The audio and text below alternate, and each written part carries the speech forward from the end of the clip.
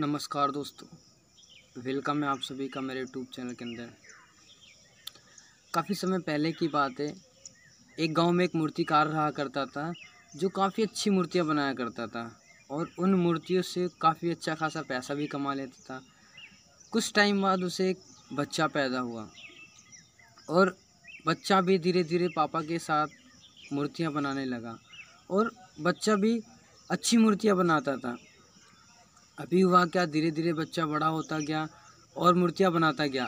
अब होता क्या है कि बच्चा जैसे ही पापा को मूर्ति दिखाता है और पापा बच्चे की मूर्ति में कोई ना कोई कमी निकाल देता है। बच्चा धीरे धीरे बड़ा होता है, सेम कंडीशन लगी रहती है कि बच्चा बड़ा होता है और पापा धीरे धीरे मूर्ति में कोई ना कोई कमी निकाल दिया करता है। अभी होता क्या है कि एक टाइम ऐसा भी आता है कि बच्चा जो होता है बाप से काफ़ी अच्छी मूर्तियाँ बनाता है और बच्चे की मूर्ति बाप से अधिक पैसे में बिका करती हैं। अभी फिर भी होता क्या है कि बाप को बेटा मूर्ति दिखाता और बाप फिर उसमें कोई ना कोई कमी निकाल देता है। लेकिन एक बार बच्चा थक जाता है, कहता है मैं जब भी इन्हें दिखाता हूँ ये मेरी मूर्तियों में कोई ना कोई कमी निकाल देते हैं।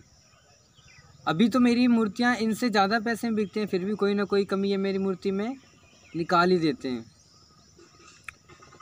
फिर बच्चा कहता है कि पापा लगता है कि अब मेरे को आपसे सलाह लेने की कोई ज़रूरत नहीं है, क्योंकि मेरी मूर्तियाँ अब आपसे ज़्यादा पैसे में बिका करती हैं।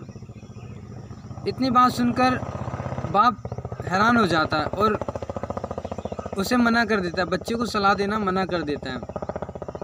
जैसी मूर्ति बनाता है वो आता है पूछने और बाप मना कर देता है। कई ऐसा लगातार कंटिन्यू चलता रहता है कि बेटा मूर्ति बनाता है और बाप से पूछने आता है और बाप मना कर देता है, उसे कहता जाओ यहाँ से, मेरे को नहीं मालूम। एक टाइम ऐसा भी आता है कि बच्चे की मूर्तियाँ बिकना कम हो जाती हैं और कम दाम में बिकना चालू हो जाती हैं और बाप की मूर्तियाँ उसी दाम में बिकती हैं।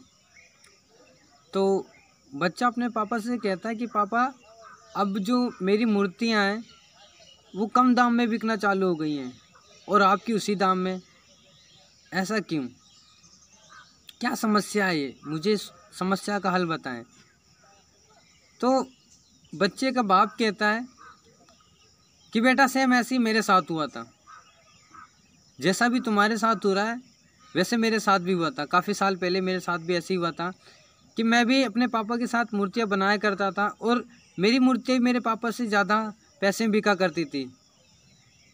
फिर एक टाइम ऐसा आया कि मेरी मूर्तियाँ मेरे पापा से कम बिकने लगी। तो लड़का कहता अपने पापा से कि पापा इस समस्या का हल क्या है? कहता बेटा अब मैं तुम्हें बताना चाहता हूँ कि जब तुम मूर्तियाँ बनाया करते थे और मुझे दिखाते थे, मैं उस मूर्ति में कोई ना कोई कमी निकाल दिया करता था। जब मैं उस मूर्ति में कमी निकालता था तब तुम उस मूर्ति की कमी को सुधारा करते थे और अपना 100% दिया करते थे, उसमें कोई ना कोई चीज़ सुधारने में लगे रहते थे। पर जब तुमने मेरे से पूछना बंद कर दिया तो तुम सेटिस्फाइड हो गए और जिस सेटिस्फाइड होने की वजह से वो मूर्तियाँ कम दाम में बिकने लगी। तो फिर लड़के ने कहा कि इस समस्या का हल क्या है? फिर बाप ने बताया कि बेटा इस समस्या का यही हल है कि आप अपने काम से कभी भी सेटिस्फाइड मत हो। आप कितना भी अच्छा करें लेकिन कभी भी उस काम से सेटिस्फाइड ना हो। जब आप अपने काम से सेटिस्फाइड नहीं होंगे फिर आप उसमें और बेहतर करने की कोशिश करेंगे। दोस्तों मोरल स्टोरी मैं यही बताना चाहता हूँ कि आप किसी भी काम को कर रहे हैं उस काम में कभी भी सेटिस्फाइड नहीं हो।